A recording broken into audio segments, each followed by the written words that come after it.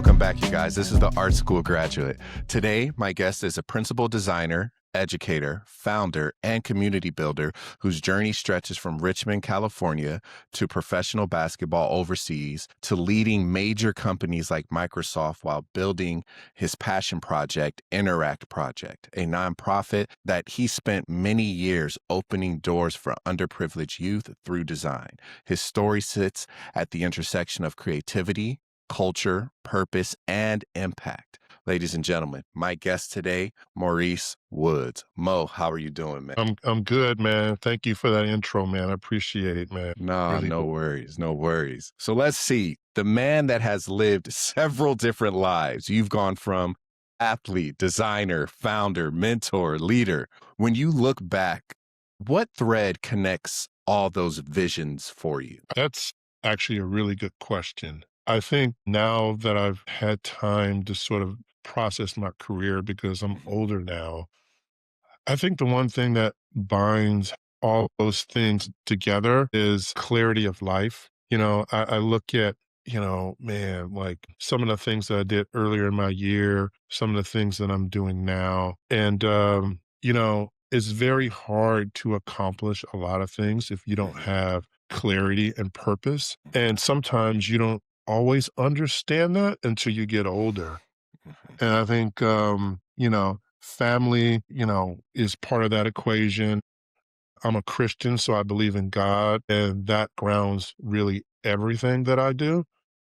Um, I'm a man of purpose, so I do believe in helping others. And I do believe from all the things that I learned from basketball that, mhm. if you work hard and you, play fair, and work within a team concept with other people and be able to get along, that you can accomplish great things. So I'm going to take it back to our conversation we had about a couple of weeks ago. It was a little introduction for the people listening. We had about like a 30, 45-minute introduction between he and I.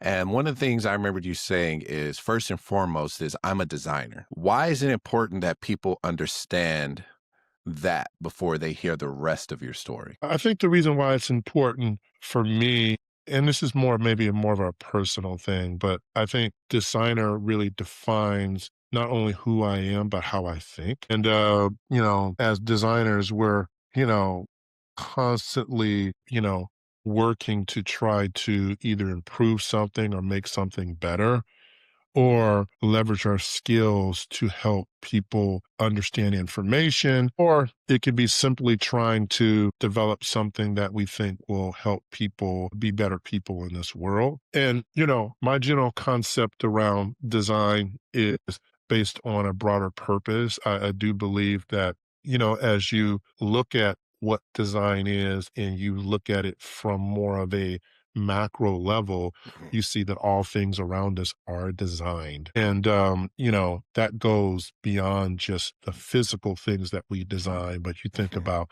the molecules, the way this earth has been designed, to the mhm, way that all the things that, animals and creatures and organisms around the world and around mankind all sort of behave together and create and build and design things, all centralized around design. So when I mhm. say design, that's my way of expressing the way that I think and the way that Mhm. I, process things around me, around this world.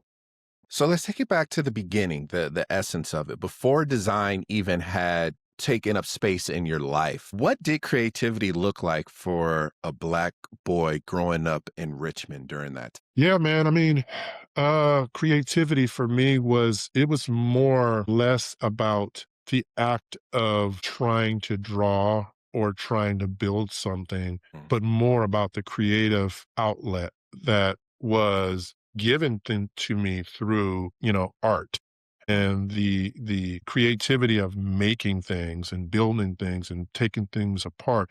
It's that curiosity mhm, that really drove me, as a kid growing up, to be thoughtful and intuitive about the things that I'm engaged with. And so it was mhm, just a driving force that I never really understood until I got older. But mhm, now that I think about it, it was really the only thing that as a young Black kid in, a Richmond, where, it was this community where there was a lot of things happening around me, Mhm. poverty, violence, things that really sort of centralized me as a person because it really got me to be in sort of a simple place in a Mhm. complex world. And I think, a lot of kids go through that, Mhm. and I think my process behind it is that it was my own personal safe space that I could go be by myself, spend quiet time, be Mhm. calm and settled, and be able to do something that not only expresses my individuality, but it also allowed me to settle in my Mhm. thoughts and just think quietly and do things that I didn't have to be pressured or be put in a situation where I had to do this this thing Mhm. or build this thing a certain way. It was just open creative expression to do whatever I wanted to do.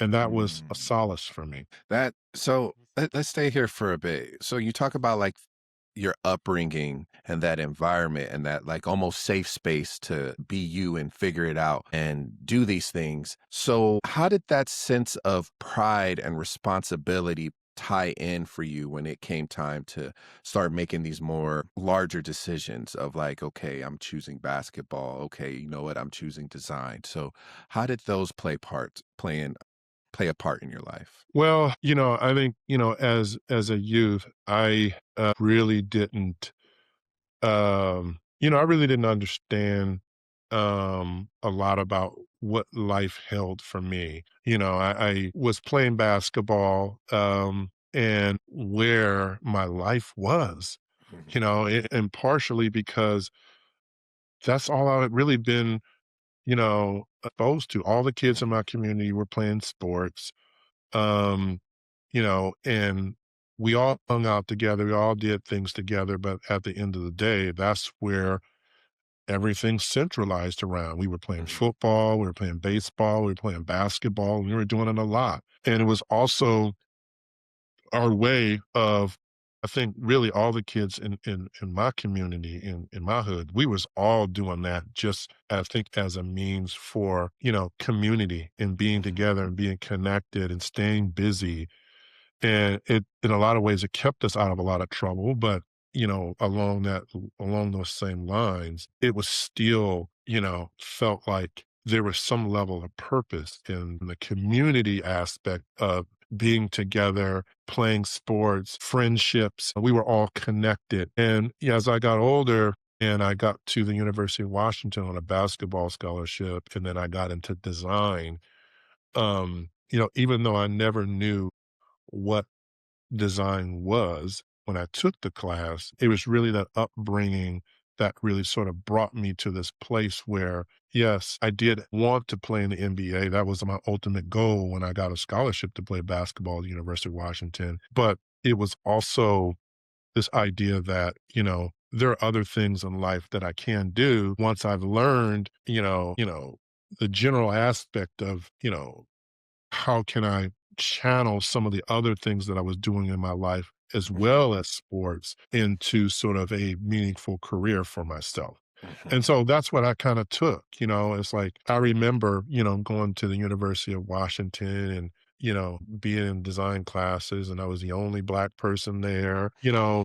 I never took it as a means for being unaccepted because I always Mhm. felt accepted at my school, but I did, however, embrace the idea of community by finding other people outside of my local sort of connections that be Mhm. basketball at the University of Washington in design school. And I found a good mentor of mine, Tony Gable, who was a black graphic designer. He and I shared the same values around design, community, the work that we're doing was resonating as sort of this cultural sort of combination of art expression and from University of Washington I was kind of getting this more modern clean Swiss Yeah. and I was kind of like merging all these things together. So um you know I really attribute all of my preparation for that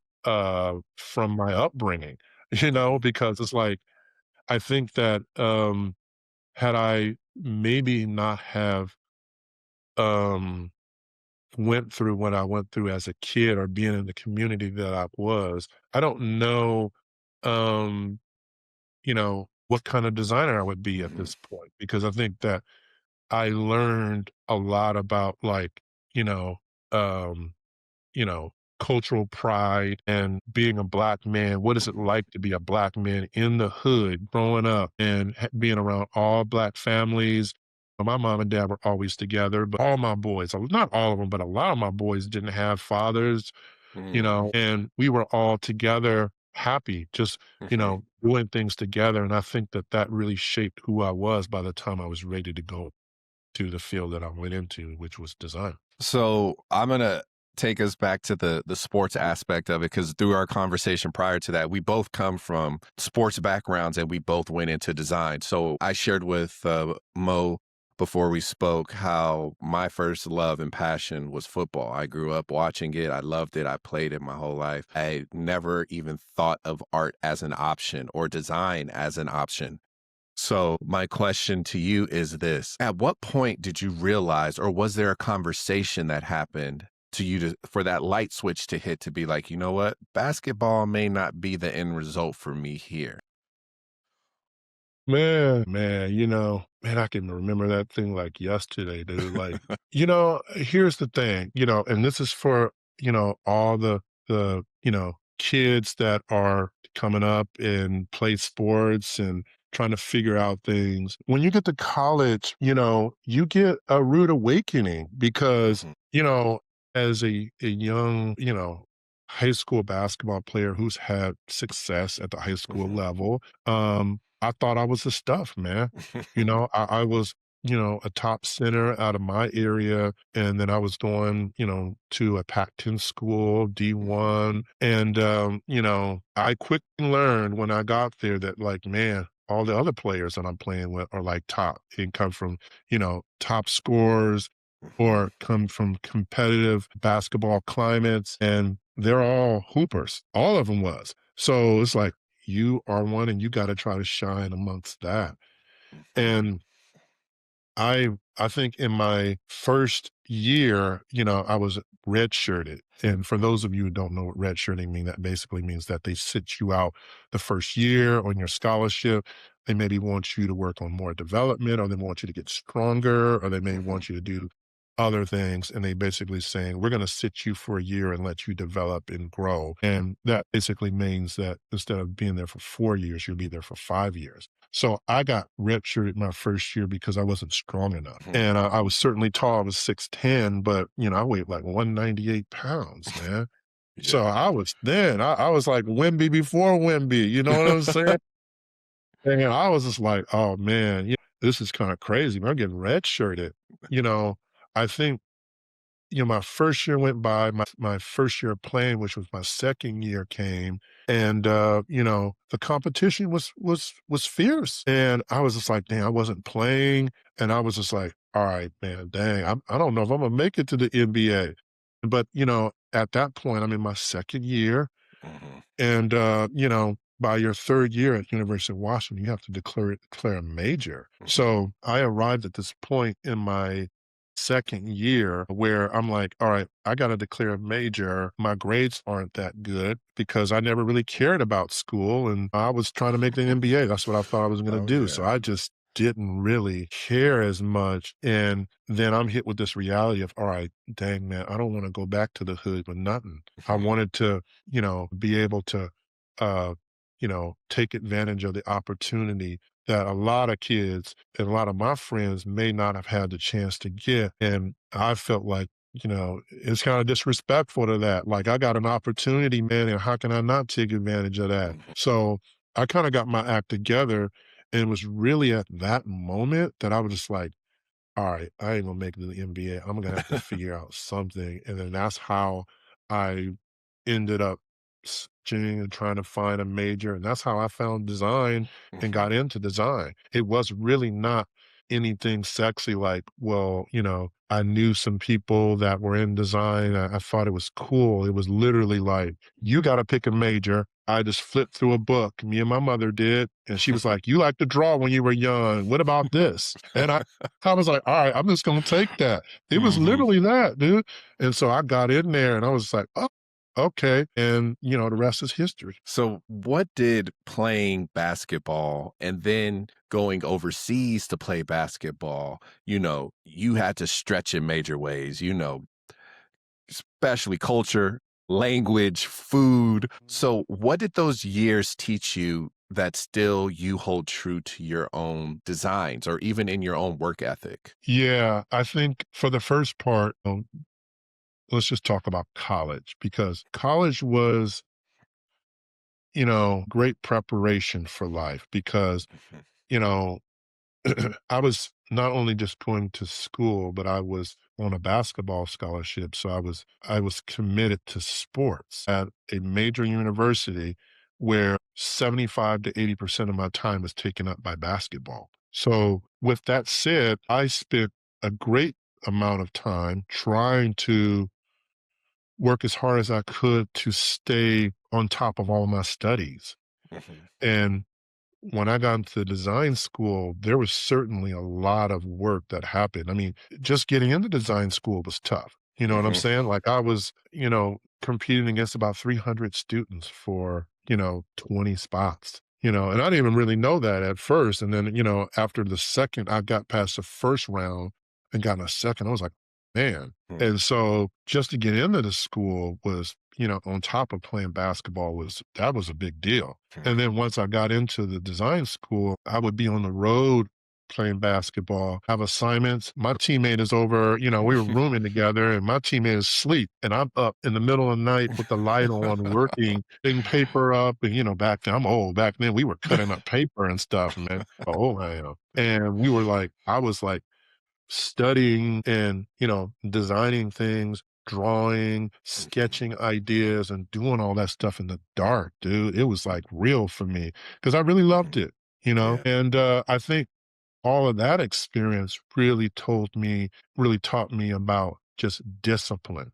You Mm. know, there's, Mhm. you played sports, so you know about Mhm. the discipline it Yep. takes to play sports, but then to play sports and then also at the same time is another different type of discipline, which is, okay, I'm supposed to do these things to help myself Mhm. prepare for, basketball and prepare for these things that might happen. That means lifting weights, getting up early in the Mhm. morning. And then there's the discipline of schoolwork and having to study and planning your time and doing all this other stuff Yeah. that gets added on top of that, which is an additive of the Yep. discipline that I had to have. Right. So that was school. Now, as I got to play pro ball, all these things that I really learned that I think really sort of stem into who I became as a designer was really, sort of manifested in all of these experiences in these foreign places where I had to learn how people live differently. Yeah. And that is a very, very interesting perspective because, we live in the United States and we take things for granted, dog. I'm telling you, I'll tell you right now, Oh, boy, that's 100%. crazy. It's like just trying to do simple things out there ain't always simple. You have to you know, um, really sort of condition yourself to be living differently and thinking Mhm. differently while you're out there.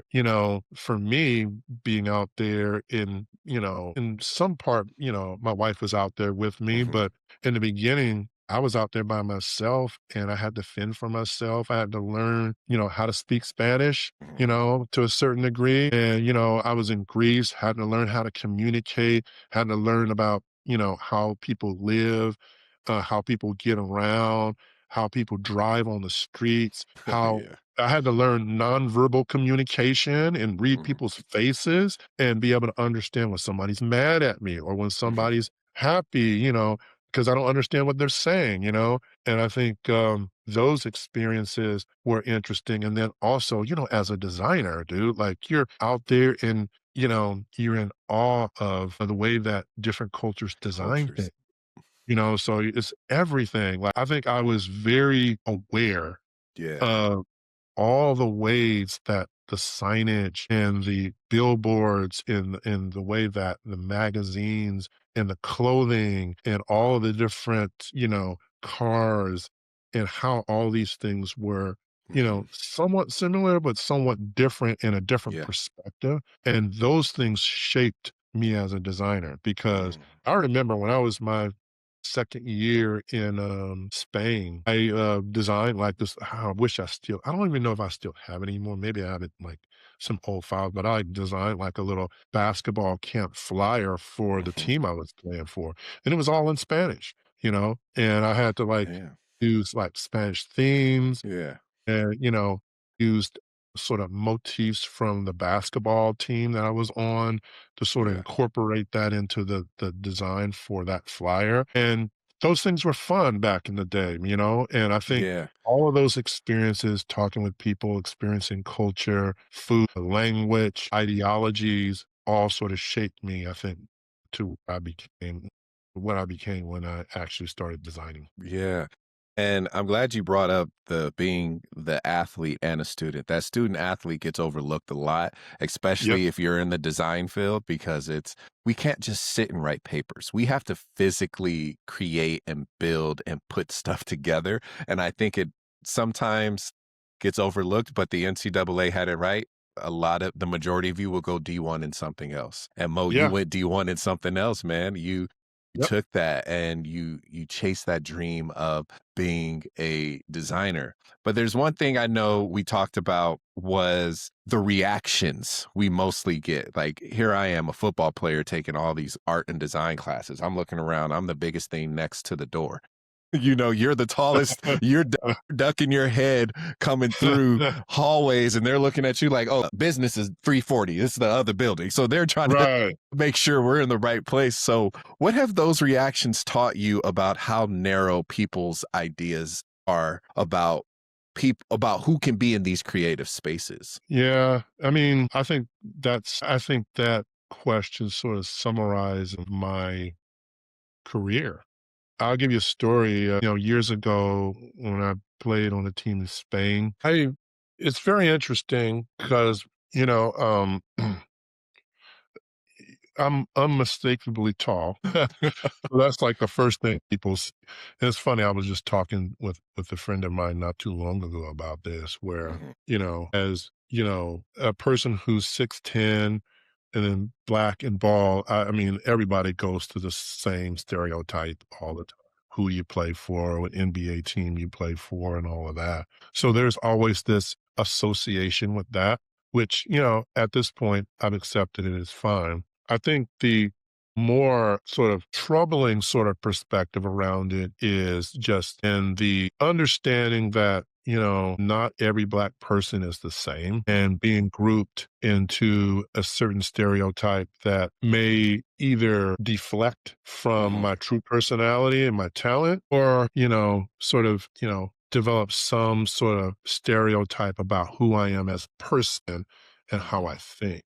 And I think, when I was experiencing life overseas, playing ball and all that stuff. The surprising thing about all of that, especially with basketball and with sports, and I'm sure you have gone through this being someone who's played as well, is, it's sports to me, it's goes less, I would say it doesn't always happen this way. So I got to be careful about what I say because not everybody experiences the same Mhm. thing. But I have found, I will say that, is that sports has never really been about race for me, Mhm. right? It's about, can you ball or can you not ball? Yep. And that's it. That's it. If you can ball, it don't really matter. It's Mhm. like, if you can ball, come on my team. That's kind of thing, right? Right.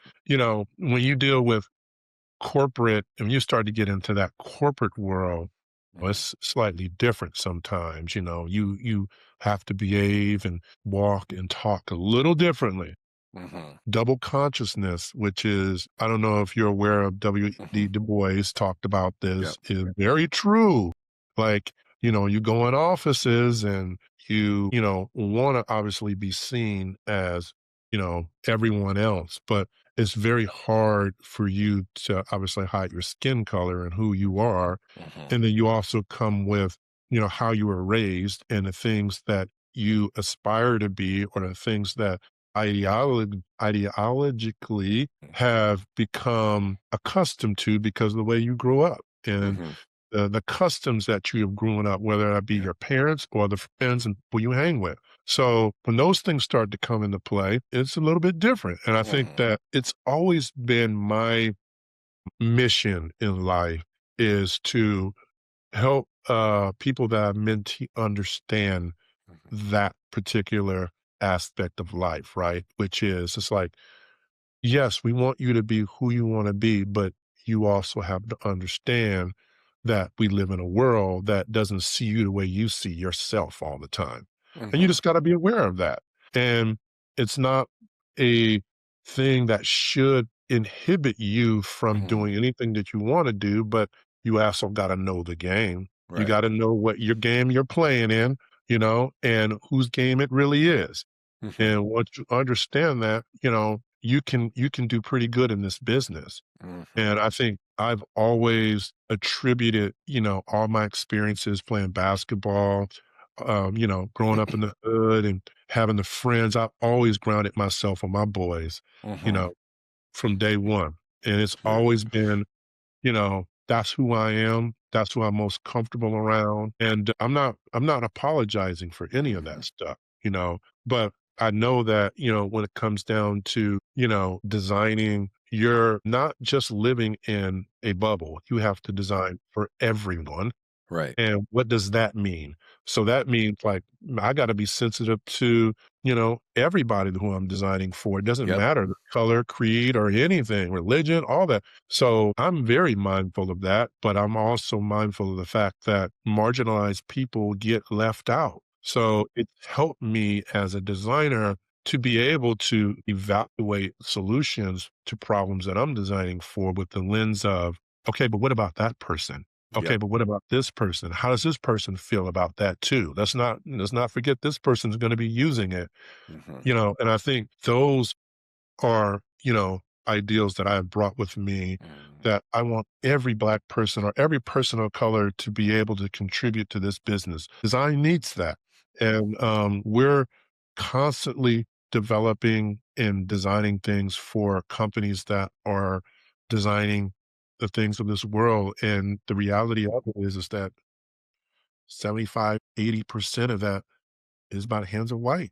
It's just what Mhm. it is. Yeah. And so if we don't have our perspective in there, somebody's going to have that perspective for us. Right. And so that's what I think my mission in life is to try to help communities really understand that. Yeah, and that's part of the conversation we had too, being able to code switch. We talked about that, being able to understand when we're playing football or when we're playing basketball or when we're in our sports arena, we have to have a certain mindset. And then when it comes to design, we have to be able to turn off that and focus on, okay, who, what, where, when, why. Because we're, That's we're we're right. problem solvers, and I 100% agree with you on that that double consciousness is a superpower if you can harness it correctly. Yep. Yep. Yeah. So let's talk about when things start to fall away. This is just another part of our conversation we talked about with, Yeah. hey, football's over, ball slowly is starting to slow down for you and come to an end. What does it take emotionally to let that new version of yourself emerge? Because, like with both of us, we've had this conversation prior. Sports drove our life. That was it. And now that we come to the point where it's like, okay, this isn't it anymore. This isn't the priority. What emotionally did that do to you? Man, funny story, man. Maybe it's not so funny. It wasn't funny then, but I will tell you, man, when I was done playing basketball, I was done. I was so tired of basketball. I literally didn't watch basketball or play basketball for probably 2 or 3 years. I was done.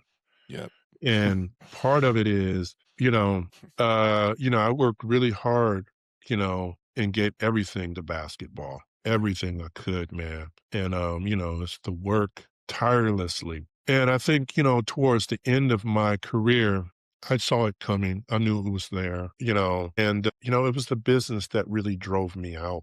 It's the people. And I mean, it's no different than, working on a job, right? You work with Mhm. people you don't like and you got to deal with it.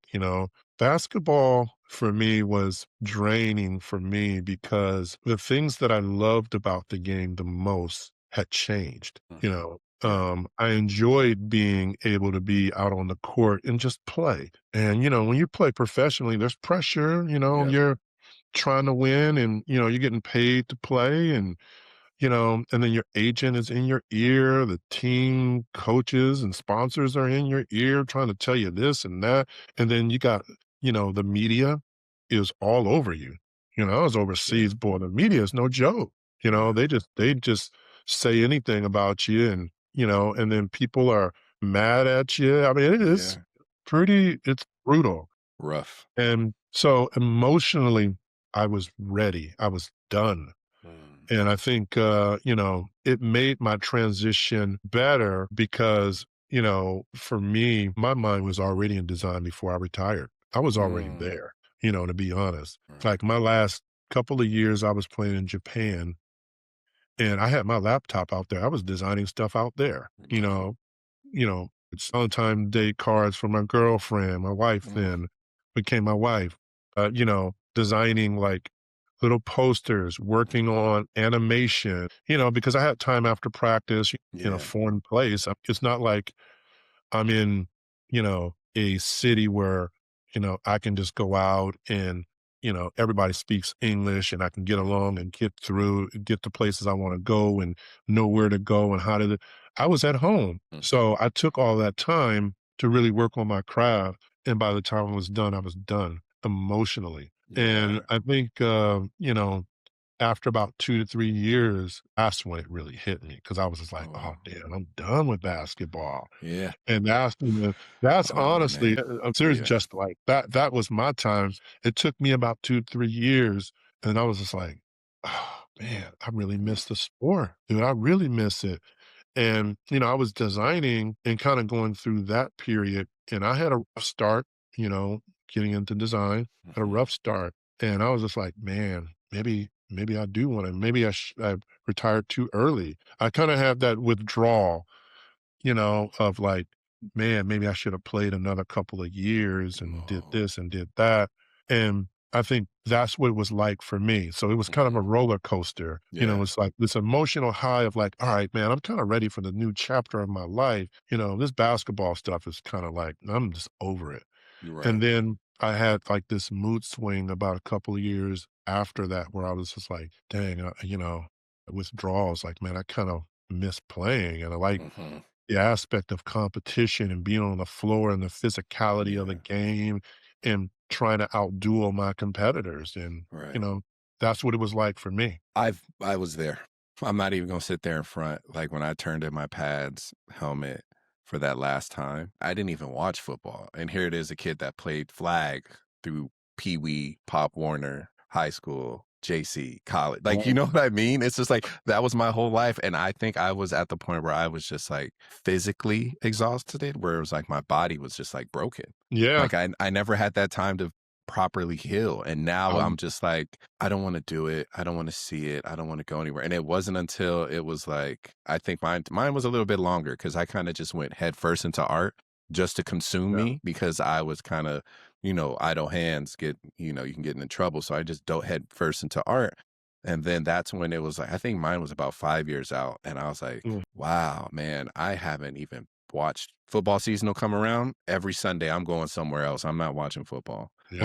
Like I I was feel you, just man. so Mhm. disassociated from it, and I just felt like I had to get rid of that feeling just so I can appreciate it now. You know what I Yep. mean? Yep. I I'm know. I there with you. 100% know what you mean. Yeah. I think also, man, it's like, it's the physical, but it's also the mental exhaustion because I think, people don't realize how, sports Mental gymnastics. it's more mental than it is physical. Oh, yeah. People don't realize that. They don't. Eating dog, they see the physical part of it, Mhm. but man, the joint is mental because you have to have a mental edge to play the sport. Right. And you have to be constantly in kill mode. Right. And that is a mental like perspective that you have to keep locked in and tight for Yeah. many, many, many, many years. And it goes beyond the season. You're in the season. Really, like when I played overseas, when I was playing pro over there, and even in college, you have a summer. But during the summer, you're like working out and you're like, working on your game and all of this other Right. stuff. So you really don't have a lot of time. And Nope. you're because you want to be better. You want to be Right. better the next year. So it's like you gonna put that work in or not. Oh, So yeah. you put the work in.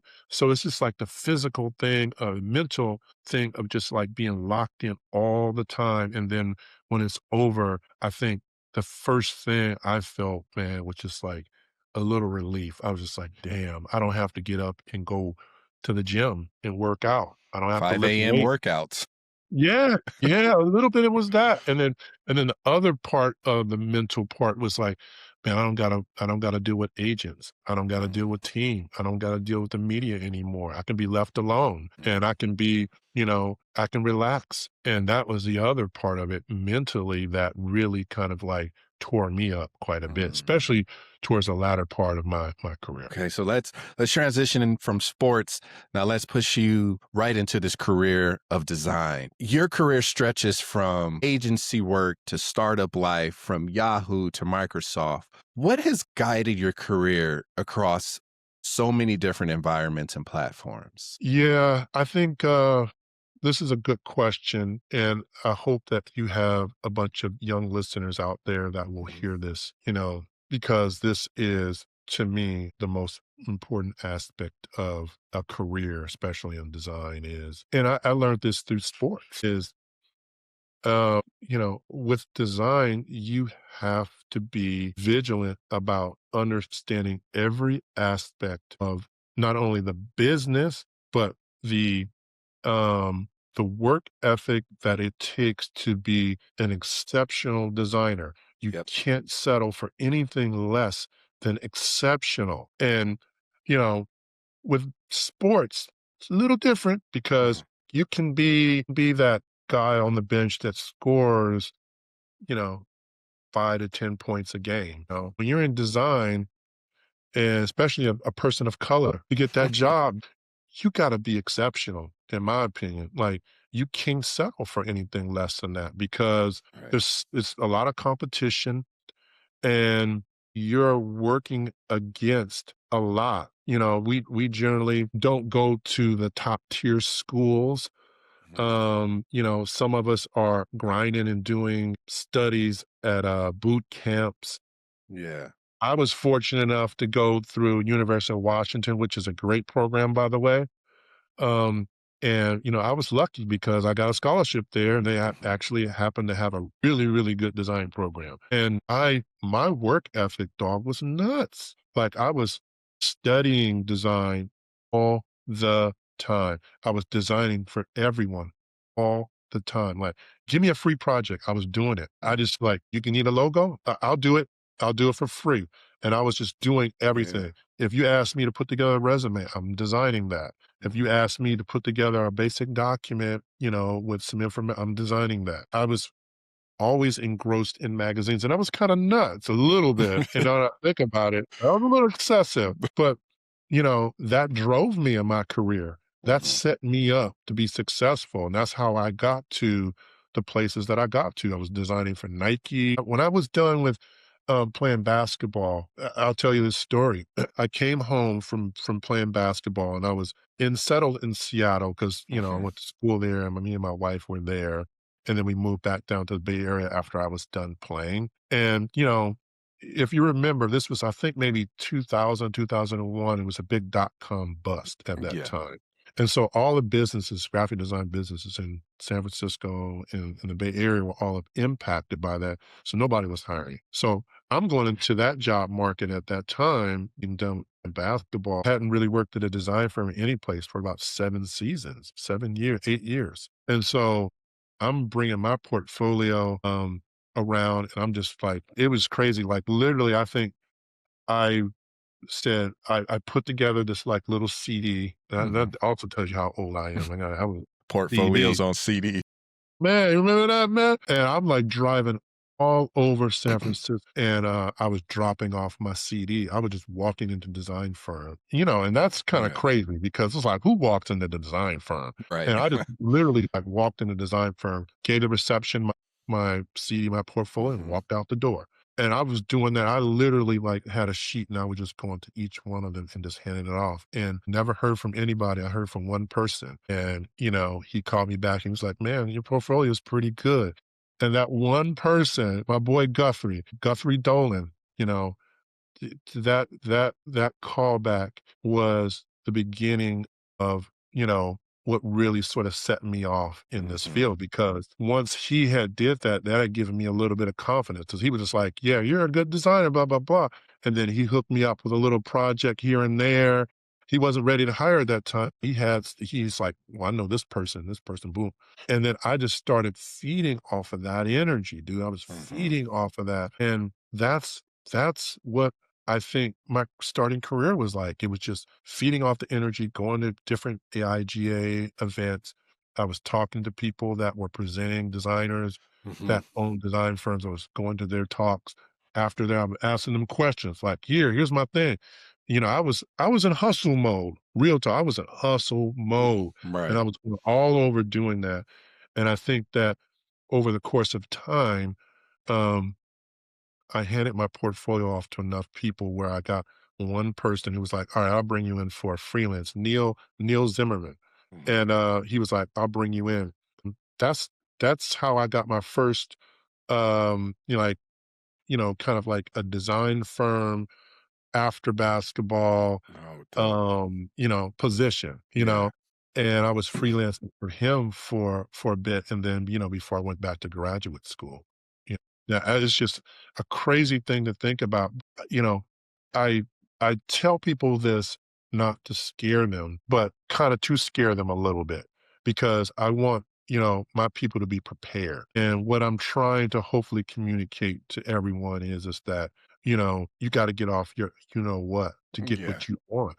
And if you don't do that, and you're not willing to do that, then it's just going to be tougher. It's Mhm. not impossible, but it's tougher unless you come from a top school and you have a situation where you have the connections through that top school to get Yeah. through that. And I had some at UW, but I know and meet a lot of mentees of mine that don't have that. And they're trying to get through and they're like, man, ain't no blacks and I can't I'm trying to get connected. Nobody's calling me back, all these things, and they all exist. And if you Mhm. don't have the drive and the hunger and the commitment to just keep going, knocking on doors, it's just tough. Yeah.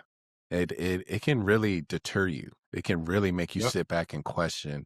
I had that. I had that. We had that conversation. I was like, man, if I had something like this coming up about your interact, and we're gonna touch on that, I was Yep. like, man, I probably wouldn't have wandered far from graphics because it's just hard if you don't have those connects, if people don't view your portfolio. So it's just you can have the greatest portfolio, but as much as we like to say your work will speak for itself, I would say about 90% of that is who you know too.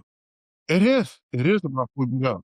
It's all yeah, I would say majority of it is about who you know. I can't name names, but I can tell you, man, I've talked to many VPs, many design Mhm. directors and recruiters, and I'm telling you, man, like there's so many jobs out there that they don't even you may never even see.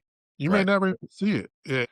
And there are so many opportunities where if you know people, you just at least get in the front door and you get your resume handed off to somebody who can take a look. And that's half Right. the battle nowadays. Right. It I just is. get myself looked at. Can I at least get it looked at? Right. Ain't that crazy? Like, can I just get it looked at? Right. And, I think that's the part that's discouraging to me because I see a lot of um folks. I was just talking to a mentor the other day. He was just telling me, he was like, people he knows dropping out. They not dealing with Man. it because the economy is bad already. Then he gotta, they gotta make money and they trying to get into this. They can't get no callbacks. They can't get no jobs. So they're quitting. They're quitting. And, you know, I can't knock that for that. It's like you gotta No. live. Yeah. and you can't get a job and you trying, you hear no's, no, no's, and you Man. can't get in, then you got family, and you got life, and you got to do what you got to do. So, Right. So much untapped potential that just gets wasted. And that's yep, the part that sucks. Yeah. yep. So let's talk about this partner, not this partnership, this practice that you've built, and it's called Inneract Project. Yep. What was the origin, I would say, pain point or gap that you're trying to solve when you started it? So, Interact Project, the main sort of call to action for me stems from my own upbringing and my own experience as a young person going through the process of discovering design. So I've already told you, like, as a kid, I used to like draw. I also, play basketball, and that's how I sort of had to pick a major. And that's how I kind of found design that way. Right. For me, the objective of Interact Project was, I know there's other kids out there like me that have talent and Mhm. have the talent, but don't even know that design exists. And they may not have the ability to be able to be, I mean, obviously 6'10" or play and get a scholarship to go to a school and discover, Mhm. design. So I was like, as someone who's gone through that, I want to be able to provide that for my people. And then the second part of it is that, as a young Black man at the time, coming up through the ranks, coming up through school, trying to, be successful Yep. myself. I mean, I'm reading books and none of them books got Black people in it, hardly at all. I'm sitting there like, it's kind of one of those things like you just sitting there, ever sit in an environment when you're just like, dang, man, this is kind of crazy to do. Is everybody seeing what I'm seeing around here? Everybody Mhm. acting like this ain't what it is, and it is. And I'm sitting there looking around like, man, there Oh, ain't no yeah. Black people around here. What is going on? And then Mhm. I'm looking in magazines and all these things, and there ain't no Black people. And I'm just like, all right, well, I know there are some Black designers out there, but then I was just like, okay, how can I do my part in Mhm. helping them?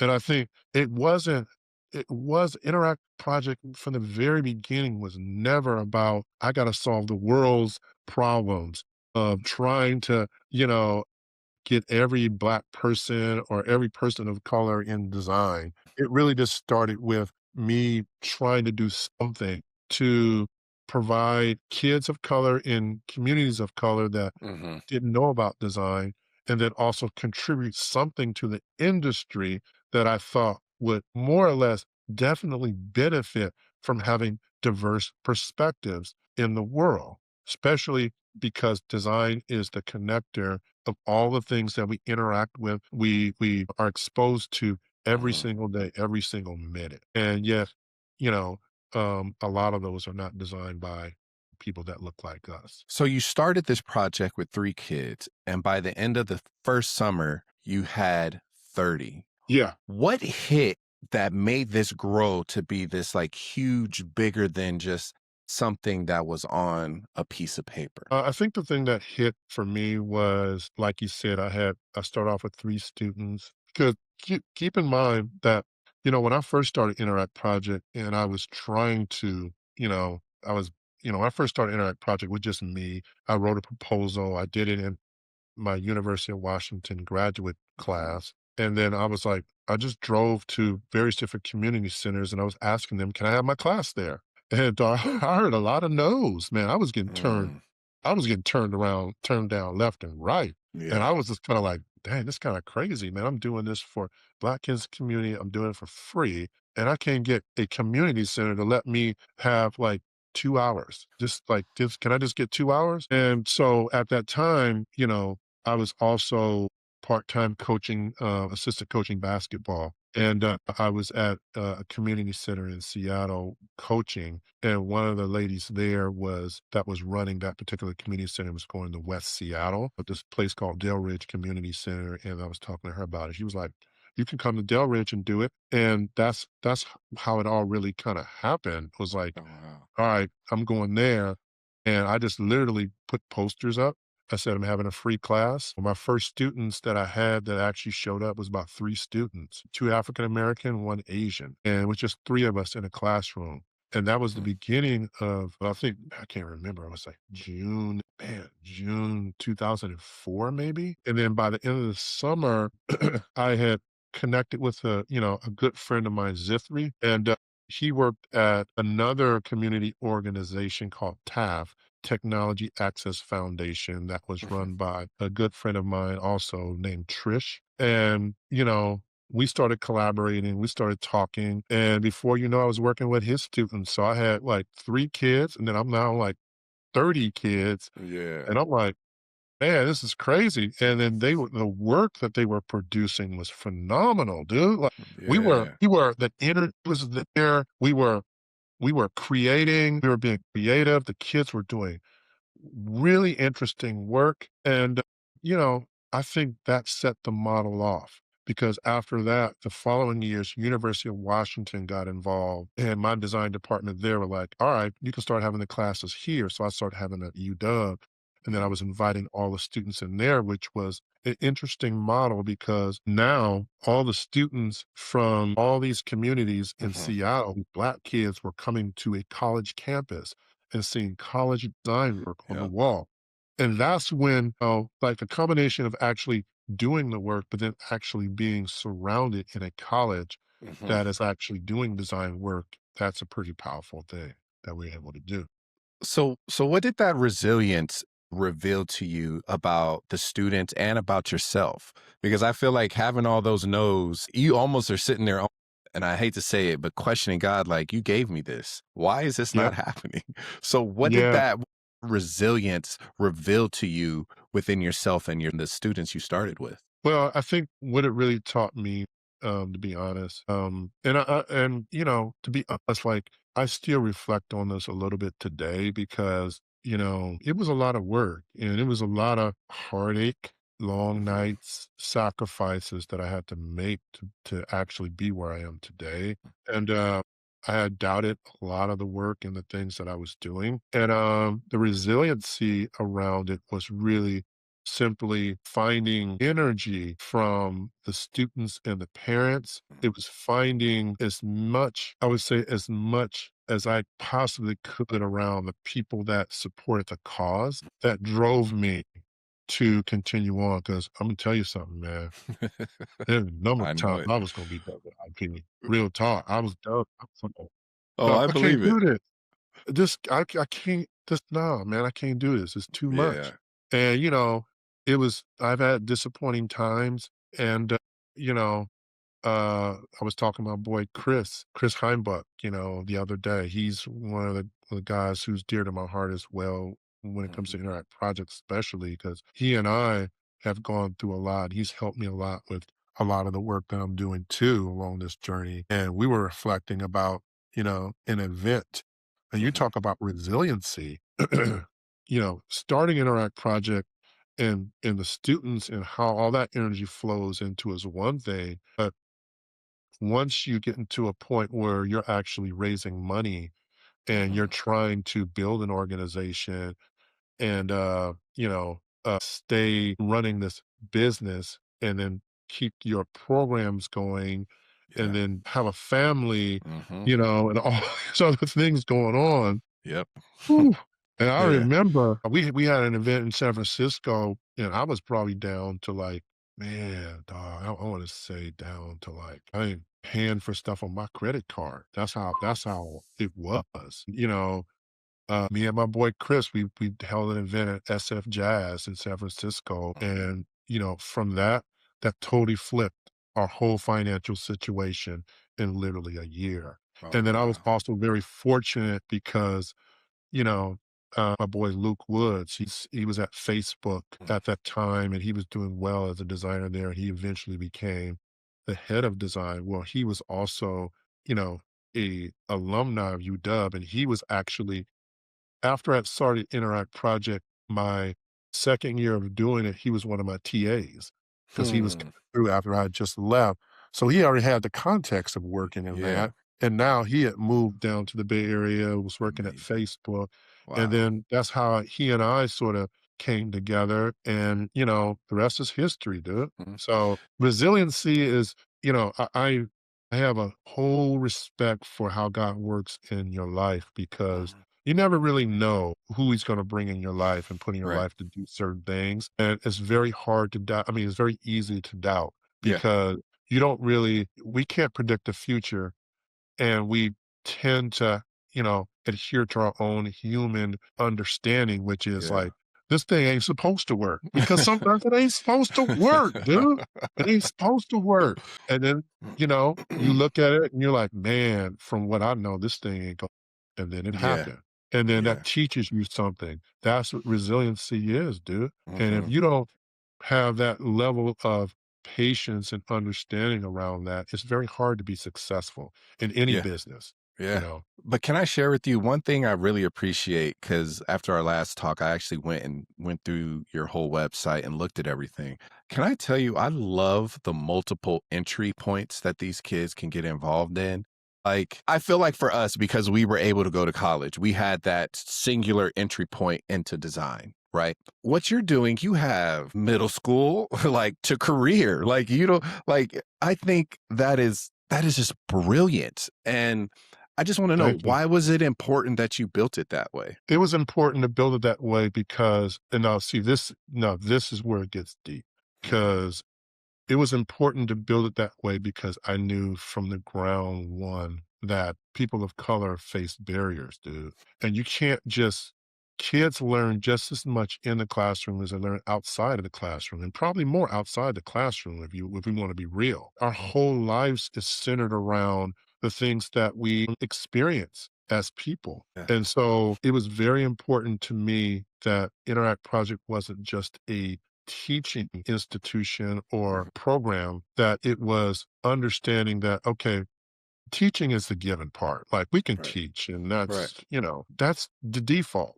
Mhm. You can teach. The big piece of the organization was, well, if a kid can't eat, They or not gonna wanna they do don't it. have money to buy, X, Y, and Z, or they don't have internet, they Yeah. can't even get access to the stuff that we trying to do. Right. We gotta look at the barriers. We gotta look, it's gotta be layered, right?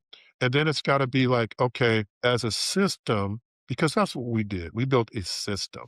This Mhm. wasn't just about teaching. This was about developing a system that's multi-layered, that understands that education is the core, Mhm. but all these other things exist out that affect how people learn. And we need to Mm. understand what that is. We need Mhm. to know that, like, okay, when our students come to our classes are free. They don't got to worry about Yeah. Yeah. when they come to our class. Parents know when they come to our class, parents know their kids are going to get fed. They're going to get fed, pretty good food, Mhm. sandwiches, drinks, and stuff. They don't got to pay for any of that stuff. They know if they need a computer, we'll get you a computer. They know if you need software, we'll find the software to give to Yep. you. And then we also will be like, all right, well, because we want you to be valued, we want to make sure that you're getting stipends and you're getting paid so that Mhm. the work that you're doing means something. It means something of value. And those are not conscious, those are subconscious values that we're injecting into our students. We want them to understand that my work is worth something. Yeah. All of these things are just ground zero for us. And then as we think about it, from middle school all the way up to college, I'm thinking like, okay, well, we have the middle school and high school is all about education. So Yeah. we're like thinking, we're doing studio tours, we're doing workshops. And then once you kind of get to the college and early career, you're in the point now where, you've either gone to college or you're looking to get into your career where you of choice. And those support areas are where we're focused on now. Like we Mhm. do some youth program stuff, but when, everything start cracking down with, diversity initiatives being shut down, we had to evolve. Pivot. And Yeah. yeah, so we kind of went like, all right, well, I was like, how can we be most effective with the amount of money that we have and amount of time that we have as an organization? And how can we affect the most change? And so that's when I was like, okay, we got to go to this college early career because that's the bottleneck that's been happening right now. It's like they Yeah. can't get jobs. The industry has shifted, and, you know, they're expecting, entry level to have 3 years experience, which is crazy to me. How you gonna get an entry level position and expect you to have 3 years? I mean, that's the whole point of an entry level It's position, zero. They you teaching know? you. You need to start Really? at zero. Ain't that crazy, man? And I'm sitting there like, really? Really, we doing it? So that's the reason why I created Uplift. And, I can't even take claim to that because Uplift was started by, 3 volunteers that I had. Mm, That's another thing I need to note is that, you know, the structure that I built, we have all these things around the students around education, but the structure around learning and mm, teaching was crowdsourced, kind of like I had, teachers, and then those teachers would teach, and then we'd have TAs that would volunteer, and then those mhm. teachers would move on, and then the TAs became the teachers, and then they would have TAs, and then they would become the teachers, and then they would have TAs, and we're just moving like that. And we That's had beautiful. committees. I had big committees, That's and beautiful. they were developing and creating ideas. And Uplift was kind of born out of interview prep, which was an initiative that my education advocacy team built, which Mm, was during the pandemic when people were losing their jobs. They were like, okay, we're just going to have like this sheet online. It was very sort of rudimentary. It was just like, yeah. we're just gonna put this, Google Doc sheet online, and we have, names. You can put your name if you want a mentor, and Hmm. then people would just sign up to That's meet with these cool. people, and that's what it was, dog, and it was Yeah. successful. So we went back, and then we were like, all right, how can we actually do this for real? And Hmm. that's how Uplift really started, was really through that. And, over the last couple of years, I've kind of taken it over and have sort of really built out the sort of the meat and potatoes of this program to where it is now. But it was Hmm. all started by, that crew of, early volunteers that actually Man. developed it and came up with the idea. Man, that's amazing. I just love the all entry points of access because I've talked with you before. Growing up in the inner city, it's not a lot of entries of access. There's not a lot of Uh, points of access. There's kind of that what's the word I'm looking for? Not nepotism, but it's very slim. The door to get in is very slim and it's very yeah. hidden. You have to know it or you have to see it or you have to have that passion to go after it and seek it out. But I love that you're just going to these places like, hey, do you like art? You want to design? Come on. You like Yeah. art? You want to design? Come on. And I think the biggest thing that I've learned, even being an instructor, is like if you want kids or students to come to anything, food. Yeah. 90% of the battle is if they have something to eat. If you provide something to eat, they're going to listen. Yeah. And That's it. and and what's fun about that is it's like, it took me years to learn that. Mm. 'Cause, I think when I first started off, I was like, "Oh, I'm just gonna have free classes that people will come," and it's like, "Nah, they ain't coming." And as soon as I started doing food, and then we started doing the stipends, kids show up, families show up, and Oh, it's yeah. kinda crazy, the reality. At first, I was just kinda like, "Man, dang, why blah, blah, blah?" And then I actually started to think about it, and I was like, "Man, that makes sense," because, families are stacked. They got a lot of stuff that they're worrying about and dealing with. Life. It's life Yeah. happens. And so it's not necessarily a knock towards the organization. It's just where people are. And you got to meet Hmm. people where they are. And that's Yeah. that's what we did. Yeah. All right, Mo. So this is my quick fire round. You just give me one word answers. You can describe it. You can leave it as is. But I like to see where people's heads are during this moment before we bring things to an end. So Richmond in one word. I would say diverse It's okay. One quality every great designer needs. typography, One thing young creatives and designers need to stop doubting. personality, Now, this one might put you in a bit of a bind here, but education, advocacy, or entrepreneurship. entrepreneurship. Okay. So let's see. We Mo, can unpack that too. okay, touch on it. Touch on it. I threw that Uh, purposely in there because I looked at your history and I was like, mhm. this man is an entrepreneur. He has been an athlete, so he has the education. He has all these levels of, and now you're preaching advocacy because you're like, I came from this community. I didn't Yes. have this. I want to make sure people that's coming behind me see it. So that's why I chose that just to see where your scope was. But break it down for us. What made you choose that one? Because what I learned very quickly is if you don't have money, it's hard to make change. It just is. Mhm. And yes, you can do some things, but when you have familiarity with what it takes to run and move mountains, you got to try to have funding and you got to have revenue to be able to do that. Because at some point, if you don't have that revenue to do that, it becomes very hard to accomplish certain Yeah. things in your organization and really sort of drive change because you need to be able to use money sometimes to be Hmm. able to afford the things that students and programs need to thrive and actually help people and drive community change. That's the truth. I wish it And, was easy it's that like, everybody can get behind it, but money makes the yeah, world go round. I mean, it's if you ask me so if you ask a question like around like, what did I start with? Yeah, it was education. That's what I Mhm. started with. You know, I learned after a while, like, oh dang, I actually got to raise money if I want to do this thing. And that's when I was just kind of like, dang, I don't know how to do any of that stuff. And it took me years to learn how to do that. That's is what has allowed me to stay in business Mhm. after over 20 years, dog, of doing Yeah. this, So, Yeah. So these last few little moments, they're kind of questions of reflection.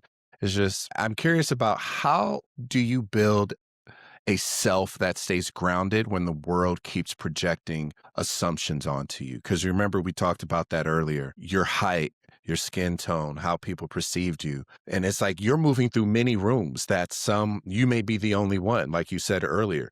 So, how do you build and ground yourself when others keep projecting what you should be or where you should be or where you should be going? well, I think all in all, I ground myself really around my beliefs. Like I said, I'm a man of faith. And at the end of the day, everything that comes to a head, it always comes down to that.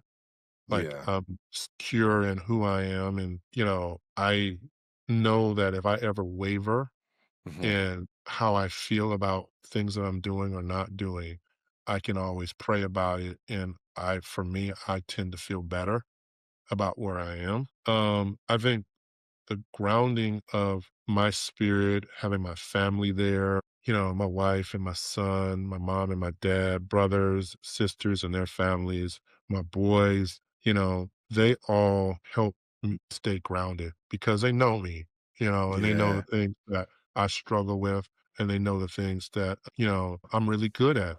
And they're Hmm. able to give me perspective. I always tease my wife because, she's my hardest critic on my work, boy. I'm like trying to show her work, boy. She be killing my stuff. I'll be like, dang, man. But, I love that about her because, she's raw with it and she'll give Hmm. me the truth. She won't sugarcoat stuff. And that's what I need, man. And Hmm. those things ground me. Those things help me be able to walk in my own truth and be able to go with life Hmm. in this industry and be as successful as I can be. Yes. So, as you spent this time creating access for young Black and Brown creatives, what part of your younger self are you still trying to protect every time you do this work? Yeah, I think the one that I may be trying to protect and always will is my sort of sense of um experimentation. And, when I was a kid, you're drawing and you're just creating Yeah. and taking things apart, putting things back together again. And I still feel a sense of that over all these years. I still have that. And I think it can kind of be seen in the work that I'm doing with Uplift. Like I'm designing and learning AI now on my own. Hmm. Like now I'm building out a website or a site with, my engineers, but I'm still designing features on my Yep. own stuff. And it's creative kid in me, the experimenting, the sort of quest to create that drives, and that comes from my childhood. I've always have that, and it's never left me. I'm very protective of that. I don't Mhm, go to places and deal with places that restrict that.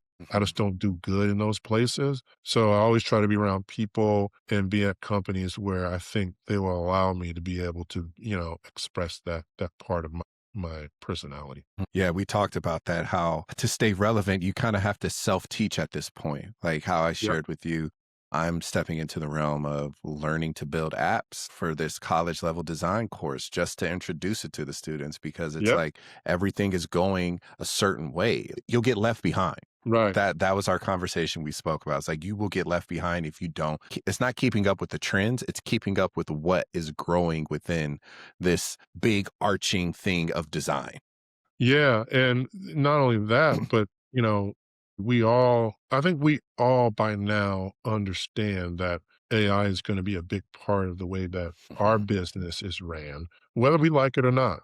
Because, there's gonna be violators. There are violators now. And there are questions about AI and its authenticity and its use of, information and how does impact how we think and how we solve problems, but then how does AI relevant in a Yeah. world where creativity is so much based on the experiences that you have had throughout your lifetime.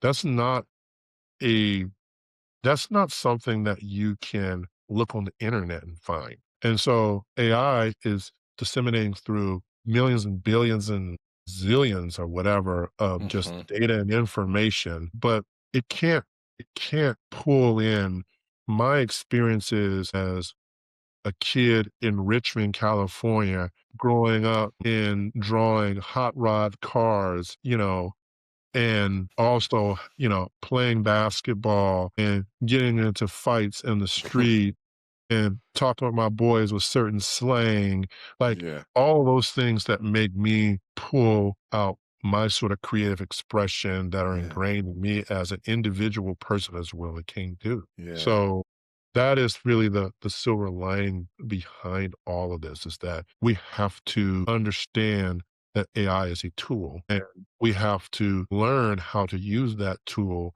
to Mhm. stay relevant. And if we don't, then we have to understand that, it's going to be tougher and tougher to get that Mhm. position because, the business is not slowing down. Nope. Companies are looking to make money and more profits, and Yep. they're going to do what they got to do, and you got to do what you got to do. You Yep. got to be prepared for that. And that is not something that is, subjected to just people of color. That's Right. every Yep. and everybody's doing what they gotta do right now, and it's better for you to have your foot in that race and be doing everything you can to as well. Yes. So a couple more points. The first one is legacy. How do you want to be remembered? Is it for the work you've made, the doors you've opened, or the people you've Mm, come in contact with and changed? that's a tough question. I don't know, man. I Mhm. don't know if I have a clear answer for that. I think a legacy is for me, is not up for me. Mm. I don't I you know, I've done things in my life, but all the stuff that I've done in my life and all the awards and things that I've gotten hasn't been because I've been chasing those things. I've gotten them because, I'm just being me. And I'm Mhm. doing the things that matter to me. And that's all that I care about. You know, I want people to remember me, sure, but only for empowering them to do something to help someone else. If they can learn something from my life that actually empowers them to help someone else, then I guess that's what my legacy can be. Right. But outside of that, I really don't think about that stuff too much. Mhm. I just do what's important, what I feel like is important to me, and then, I let the chips fall where they may. Final question. If there's a young black and brown creative listening right now and they feel talented but overlooked, unsure whether they belong in this field, whether they need to continue, what do you want them to remember about their voice, their value, and their future? So, what I want them to realize is that, Black people come from a rich, inventive, creative, cultural history. Mhm. There's a lot of people of color that have designed things in this world that we don't even know about. And you don't design for the sake of designing, you design for how you want to make your world better Yeah. and let the chips fall from there. I Mhm. think, as a designer of color, we tend to want to, um, you know, have ourselves be in sort of this position where, we feel like, we have to prove something as people of Right. color. And maybe it does, maybe it doesn't.